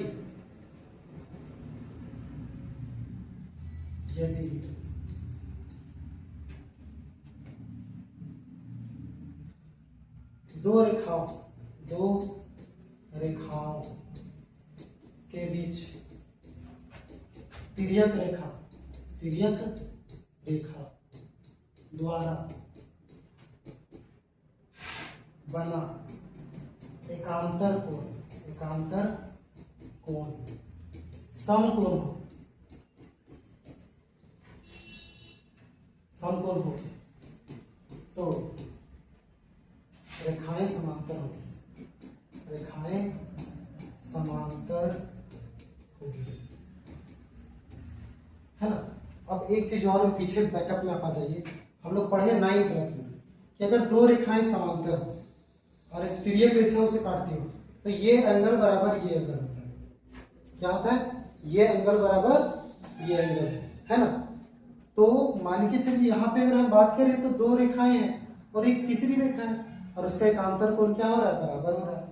तो जरूरी नहीं है कि एक समांतर एकांतर कोण समकोण हो, समकोण की जगह पे हम लिख सकते हैं बराबर, है ना। क्या लिख सकते हैं हम, समकोण की जगह क्या लिख सकते हैं, तिर्यक रेखा द्वारा बना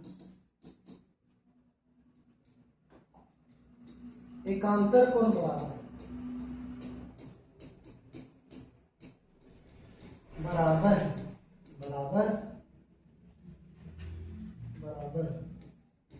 हो तो रेखाएं समांतर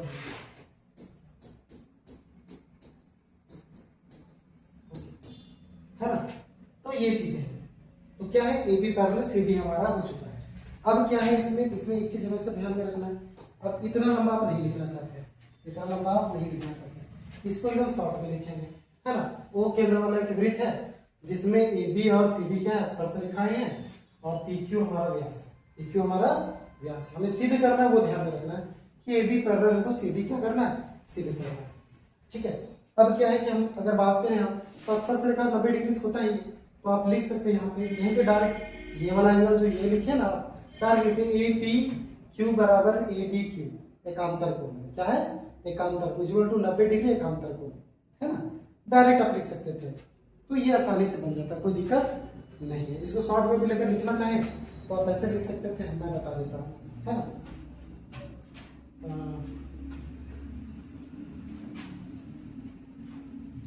शॉर्ट में अगर प्रमाण से भी लिखना है तो प्रमाण को हम ऐसे भी लिख सकते हैं। क्या लिख सकते हैं, देखिए हम डायरेक्ट लिख सकते हैं ए पी ओ और D Q O, A P O angle A P O बराबर कोण डी क्यू ओ बराबर 90 डिग्री है, ये है एकांतर कोण। क्या है, एकांतर कोण। अब 90 डिग्री क्यों है, 90 डिग्री क्यों है, 90 डिग्री इसलिए है क्योंकि स्पर्श रेखा क्या होता है, तो यहाँ पे लिख दीजिए, यहाँ पे स्पर्श रेखा त्रिज्या पर लंब होती है, त्रिज्या पर लंब होती है, लंब होती है। अब डायरेक्ट लिख दिए एकांतर कोण, है ना, एकांतर कोण है, दोनों क्या है, एकांतर कोण है। दूसरा क्या है, अब एकांतर कोण से ही नहीं बराबर है, ऑलरेडी ये बराबर है और साथ में एकांतर कोण है। नेक्स्ट अभी इसी प्रकार यहाँ पे लिखेंगे, इसी प्रकार, इसी प्रकार। नेक्स्ट क्या है आपका, सॉरी नेक्स्ट हम लिखना चाहें तो क्या लिख सकते हैं, दूसरा बी पी ओ और C Q O, B P O और C Q O, B P O C Q O बराबर 90 डिग्री, ये भी 90 डिग्री है, ये यही पता है आपको। ये भी क्या है, एकांतर कोण, एकांतर कोण है, इसीलिए A B parallel C D, है ना, डायरेक्ट आप प्रूफ लिख सकते हैं, कोई दिक्कत नहीं है ना। तो आप यहाँ से भी प्रमाण कर सकते थे, कोई दिक्कत नहीं है, शॉर्ट में भी लिख सकते हैं, ज्यादा टेंशन लेने की जरूरत नहीं। नेक्स्ट आपका 5 नंबर क्या है, सिद्ध कीजिए कि स्पर्श बिंदु से स्पर्श रेखा पर खींचा गया लंब वृत्त के केंद्र से होकर जाता है। सिद्ध कीजिए कि स्पर्श बिंदु से स्पर्श रेखा पर खींचा गया लंब, स्पर्श बिंदु से स्पर्श रेखा पर, अच्छा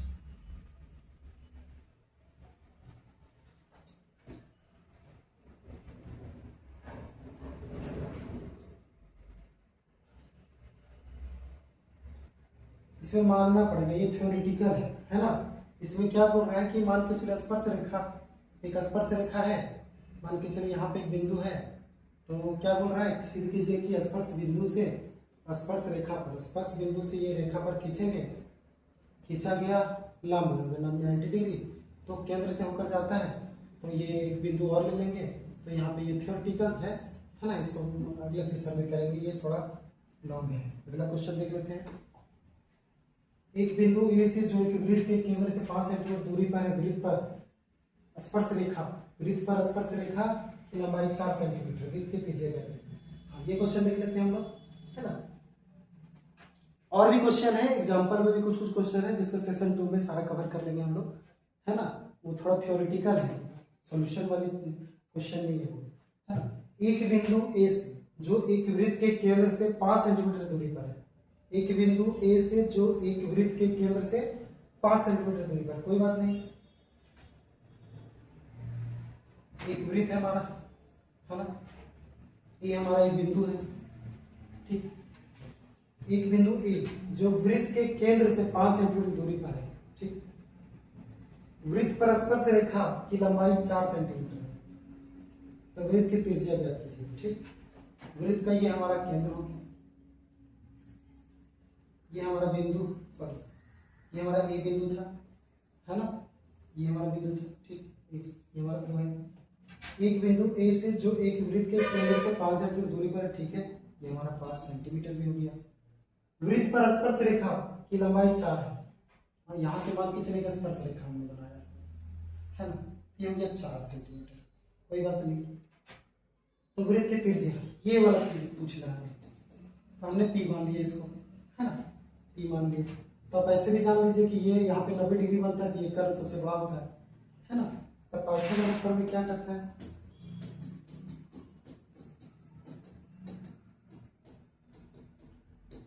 ट्रायंगल एओपी में, ट्रायंगल एओपी में, है ना, क्या है हमारे पास, कर्ण का स्क्वायर, कर्ण का स्क्वायर इज इक्वल टू लंब का स्क्वायर प्लस आधार का स्क्वायर। अब कर्ण हमारे पास कौन है, 5, 5 का स्क्वायर बराबर लंब हमारे पास कौन है, लंब मान लीजिए पीओ है, पी का स्क्वायर प्लस आधार हमारा पी क्यू पी है, पी का स्क्वायर हमने कर दिया, है ना। 5 का स्क्वायर 25 हो जाता है, प्लस पीओ का स्क्वायर रहने दीजिए आप, क्योंकि ये त्रिज्या है, प्लस ए पी हमारा दिया हुआ है, ए पी कितना है, 4 का स्क्वायर, ठीक है। तो 25 ठीक है बराबर पीओ का स्क्वायर भी ठीक है, 4 चौके 16, 16 करना, ये 25 माइनस 16 बराबर पीओ का स्क्वायर, ठीक है। 25 में 16 जब 9 बराबर पीओ का स्क्वायर, है ना, 9 बराबर, तो पीओ का स्क्वायर बराबर क्या बच गया, √9, तो 9 से क्या हो, 3 3 9, तो पीओ बराबर 9 सेंटीमीटर है हमारा, है ना। तो हमारा वृत्त की त्रिज्या कितनी होगी, वृत्त की त्रिज्या is equal to 3 centimetre, answer 3 centimetre, है ना। तो सॉरी 3 का यहाँ क्या आ जाएगा, 3 सेंटीमीटर होगा, कितना होगा, 3 दिया 9 होता है ना। तो ये हमारा क्वेश्चन बन गया। अगला क्वेश्चन देखते हैं हम लोग, दो सकेंद्रीय वृत्तों की त्रिज्याएं 5 सेंटीमीटर तथा 3 सेंटीमीटर, बड़े वृत्त उस जीवा की लंबाई ज्ञात कीजिए जो छोटे वृत्त का स्पर्श करे। कोई बात नहीं, दो सकेंद्रीय वृत्त हम लेते हैं,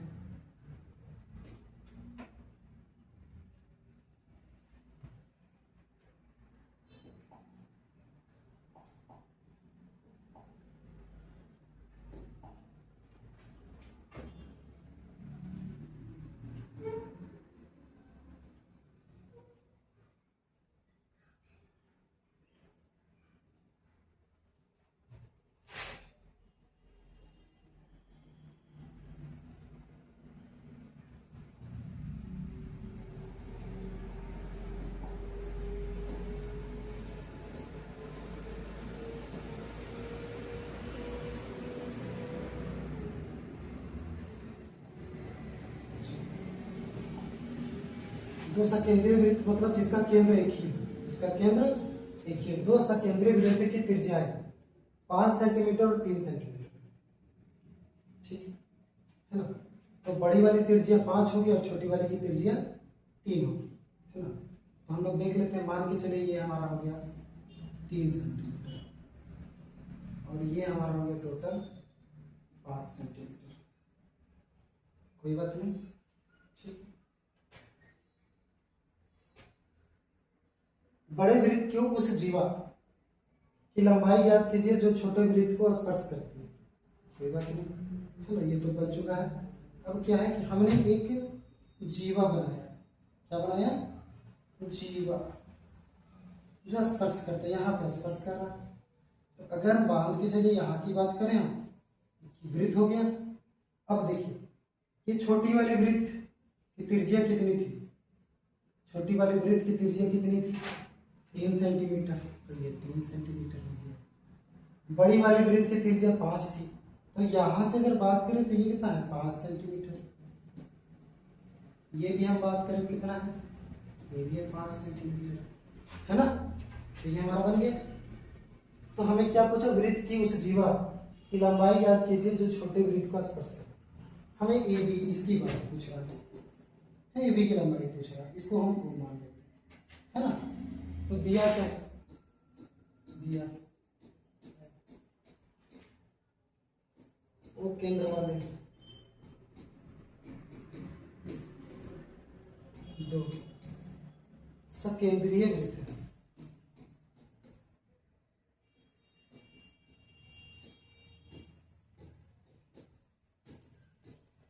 है ना। चलिए अब क्या है हमारे पास,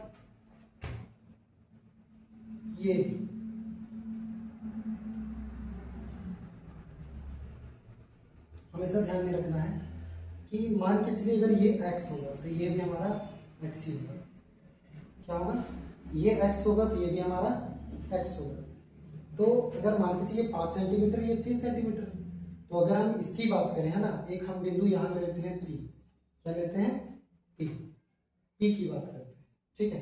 तो हमेशा एक चीज ध्यान में रखना है कि एक चीज हमेशा ध्यान में रखना है कि अब मान के चलिए अगर जीवा है और इस टाइप से क्वेश्चन अगर आता है, अगर वृत्त की दो सकेंद्रीय वृत्त हो, है ना, और उसकी एक जीवा हो जो छोटे वृत्त को स्पर्श कर रहा हो, और वहां से अगर एक त्रिज्या कटता है तो उस जीवा को बराबर दो भागों में बांटता है, बराबर दो भागों में बांटता है। तो ये बराबर ये होगा, है ना। तो जब हम इसकी बात करते हैं तो एपी की बात करते हैं, तो मान के चलिए अगर ट्रायंगल की बात करें, है दिया ये है, हम ट्रायंगल किसमें ले लेते हैं? OPA में, है ना, OPA में अगर हम ले लें तो हमारे क्या होगा? पाइथागोरस प्रमेय के अनुसार क्या होता है? कर्ण का स्क्वायर यानी एक OA का स्क्वायर बराबर क्या हो जाएगा? AP का स्क्वायर प्लस OP का स्क्वायर हो जाएगा, है ना। और आपको पहले ही बता चुके AP को हमने क्या माना? x, और इसको भी मान लिया x। तो हम OA की बात करें, अगर OA की बात करें तो OA हमारे पास क्या है? 5 का स्क्वायर है बराबर, है ना। AP की बात करें AP तो हमारे पास x है, x का स्क्वायर प्लस OP की बात करें तो 3 सेंटीमीटर दिया, 3 का स्क्वायर, तो 5 का स्क्वायर कितना होता है? 25 बराबर 3 का स्क्वायर हमारे पास कितना भैया हो गया? x स्क्वायर, तो 3 का स्क्वायर हमारा 9 हो गया, 9 इधर लाते हैं तो 25 minus 9 is equal to x square, है ना। तो x बराबर अगर बात करें 25 में से 9 गया कितना बचेगा? 16, यानी x स्क्वायर का वैल्यू हमारा 16 निकल गया, है ना। तो x is equal to under root 16 लिखना, तो x बराबर कितना निकल गया? 4 सेंटीमीटर, है ना। और हमारे AB की बात करें तो AB बराबर क्या था? 2x, x plus x, AB बराबर क्या हो जाएगा? सॉरी AP प्लस BP और AB बराबर क्या है? इसमें AB x है, AB x है, तो बराबर कितना है? 2x, है ना। तो AB का वैल्यू अगर हम निकालें तो 2 इंटू x का वैल्यू कितना निकालें? 4, तो कितना हो गया? 8 सेंटीमीटर, है ना। तो उस जीवा की लंबाई कितनी हो जाएगी? 8 सेंटीमीटर, है ना। तो क्या होगी? उस जीवा की लंबाई हमें पूछी थी तो हमारा 8 सेंटीमीटर हो गया। चलिए आगे देखते हैं हम लोग। चलिए ठीक है। एक वृत्त के परिगत एक चतुर्भुज ABCD खींचा गया, ठीक है। सिद्ध कीजिए। क्या सिद्ध करना है?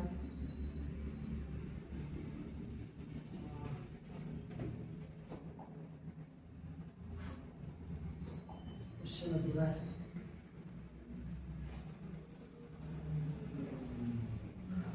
एक मिनट देखते हैं।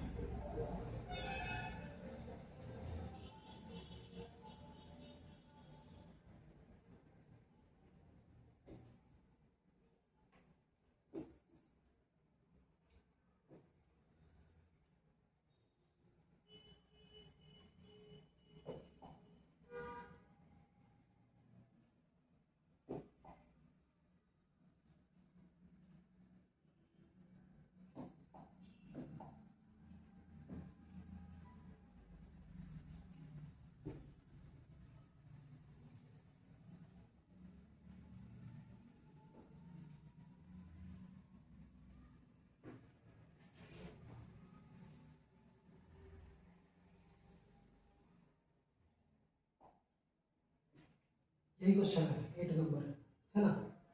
8 नंबर हम लोग देखते हैं क्या है।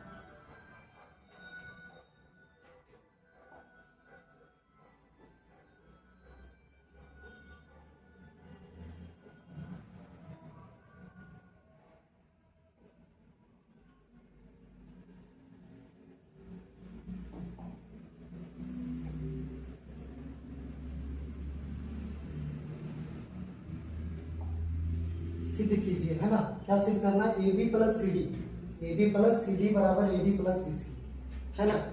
A B plus C D बराबर A D plus B C. क्या है क्वेश्चन देखते हैं हम लोग, है ना।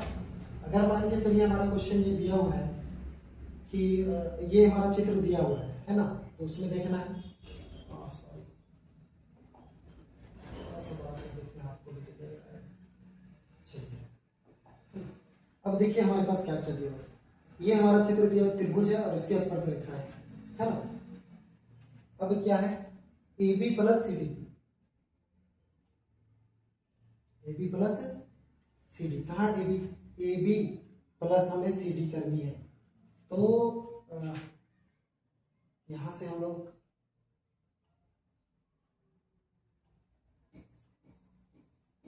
दिया है, क्या दिया है?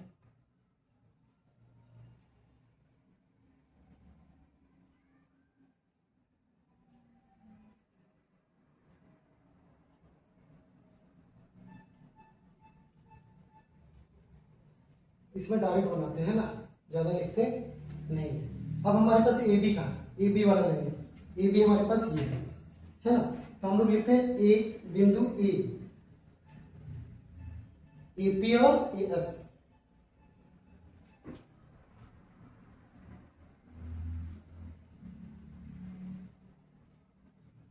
ए पी और ए एस, ए पी और ए एस दो स्पर्श रेखाएं, दो स्पर्श रेखाएं,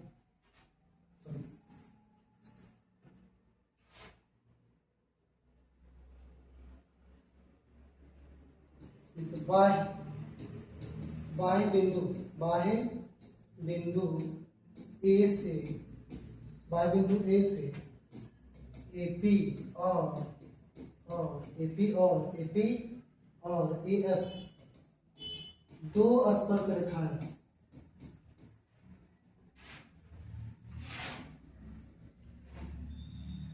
ए एस वृत्त पर दो स्पर्श रेखाएं, दो स्पर्श रेखाएं है ना। तो जब बाह्य बिंदु से किसी भी वृत्त पर अगर स्पर्श रेखा खींची जाती है तो आपको पता है स्पर्श रेखा की लंबाई क्या होती है? बराबर होती है। स्पर्श रेखा की लंबाई बराबर होती है ना। तो क्या है यहाँ पे, मान के चलिए अगर स्पर्श रेखा ए से खींचा हुआ है तो क्या हो जाएगा हमारे पास?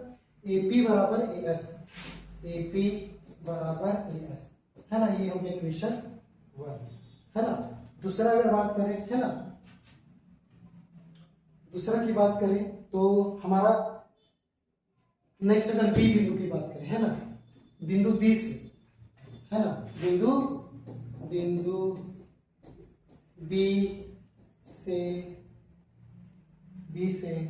बीपी और बीक्यू, बीपी और बीक्यू दो स्पर्श रेखाएं हैं।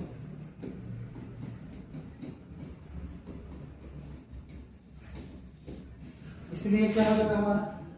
बीपी, बीपी बराबर बीक्यू, बीक्यू। ये इक्वेशन हो गया हमारा 2, है ना। तो ये हमारा इक्वेशन 1 हो गया, ये हमारा इक्वेशन 2 हो गया। मतलब एबी की बात जब हम कर रहे थे तो एपी हमने लिया, हमने बीपी लिया, एपी के साथ ये आया, बीपी के साथ ये आया, तो एपी भी मिल गया हमें और बीपी भी मिल गया। अब हमें क्या चाहिए? सीडी चाहिए। क्या चाहिए? सीडी। तो हमने ये लेना डी, है ना, बिंदु डी, बिंदु डी से, है ना, डीआर और डीएस, डीआर और डीएस दो स्पर्श रेखाएं हैं। ज्यादा एक्सप्लेन करके लिखना है तो आप लिख सकते हैं, है ना। अब दो स्पर्श रेखाएं कौन है? तो इसलिए क्या हो सकता है? डी आर बराबर डी एस, डी आर बराबर डी एस, है ना। इक्वेशन इसको थर्ड मान लेंगे। अच्छा, एक चीज और भी है कि अगर मान के चलिए हम अगर लिखना चाहे, है ना, इस वृत्त में, तो डायरेक्ट आप लिख सकते थे क्या, ए पी बराबर ए एस, वाई बिंदु से खींची गई स्पर्शरेखा की लंबाई बराबर होती है, वाई बिंदु से खींची गई स्पर्शरेखा की लंबाई बराबर होती है। खत्म। अब क्या है हमारे पास, फिर लिखते हैं बिंदु,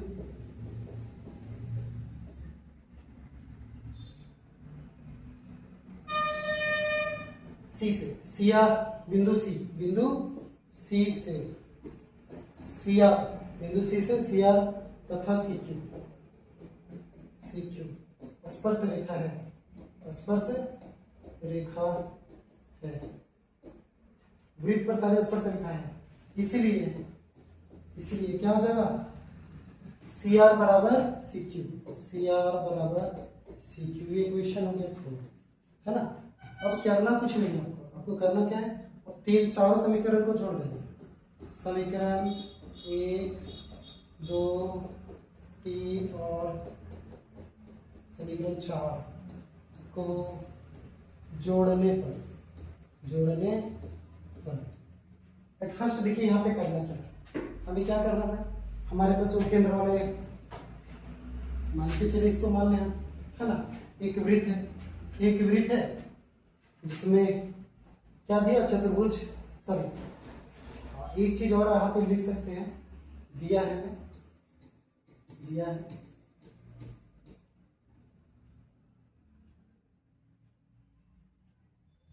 ए बी सी डी वृत्त के परिगत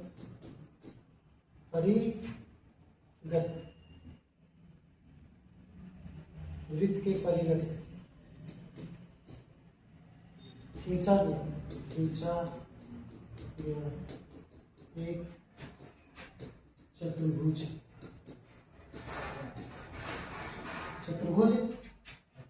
यहां से हम हल करेंगे, है ना, यहां से हम हल करेंगे। चलिए ये हो गया। अब अगला क्वेश्चन तो है नहीं, इसी को बनाते हैं हम लोग। देखिए हमने क्या किया, सबको जोड़ दिया, तो हमारे पास क्या क्या मिला, समीकरण बराबर में है, अब चारों जुड़ेगा, समीकरण 1 समीकरण 2 समीकरण 3 समीकरण 4, तो हमारे पास पहला इस साइड में क्या है, A P B P C R, sorry A P B P D R C R, A P B P D R और सी आर, तो क्या मिलेगा हमको, A P plus B P plus D R plus C R, है ना। एक side ये मिला जोड़ में, दूसरा साइड क्या मिला हमारे पास, दूसरा साइड मिल रहा है हमें A S B Q, A S plus B Q, दूसरा साइड मिल रहा है हमें A S plus B Q. Next और देखते हैं, तीसरा मिल रहा है D S plus C Q, D S plus C Q, sorry D S plus C Q. अब हमें ये बताइए, है ना, ये हमें बताइए कि हमारे पास क्या है, AP plus BP, AP plus BP. अब यहां ध्यान देखिए, एपी प्लस बीपी, है ना, एपी प्लस बीपी को हम लिख सकते हैं एबी एक साथ, क्योंकि यहां से यहां एपी है, यहां से यहां बीपी है, तो दोनों को अगर हम जोड़ देंगे दोनों पार्ट को, तो क्या होगा, एबी, तो हम इसको क्या लिख सकते हैं, एबी, तो एपी प्लस बीपी को हम लिख सकते हैं एबी, प्लस का प्लस डालें, D R plus C R, हमारे पास क्या है, D R plus C R, और हमारे पास क्या है, D R plus C R, तो इसको डी सी लिख सकते हैं, डी सी, है ना, या सी डी, क्या लिख सकते हैं, सी डी, तो इधर हम लिख सकते हैं सी डी। चलिए अब A S plus D S दोनों मिलकर क्या बनाएगा, अब देखिए यहाँ पे A S plus D S दोनों मिला के बनेगा ए डी, क्या बनेगा, ए एस और डी एस दोनों मिलकर बनेगा ए डी, है ना। यहाँ पे हम लिखेंगे ए डी प्लस, हमारे पास क्या है, B Q plus C Q, क्या बना रहा है, B Q plus C Q मिलके, है ना। तो यहाँ पे देखिए आप B Q plus C Q, B Q यहाँ से यहाँ सी क्यू, तो इसको लिख सकते हैं हम सी बी या बी सी, बी सी, क्योंकि बी क्यू यहाँ से यहाँ गया और सी क्यू यहाँ से यहाँ, पूरा लाइन हो गया, पूरा को क्या लिखते हैं बी सी, तो प्लस में हम क्या लिख सकते हैं बी सी। और शायद हमें यही प्रूफ करना था, हमें यही क्या करना है प्रूफ करना है, चलिए है ना, हमें ये क्या करनी है प्रूफ करनी है।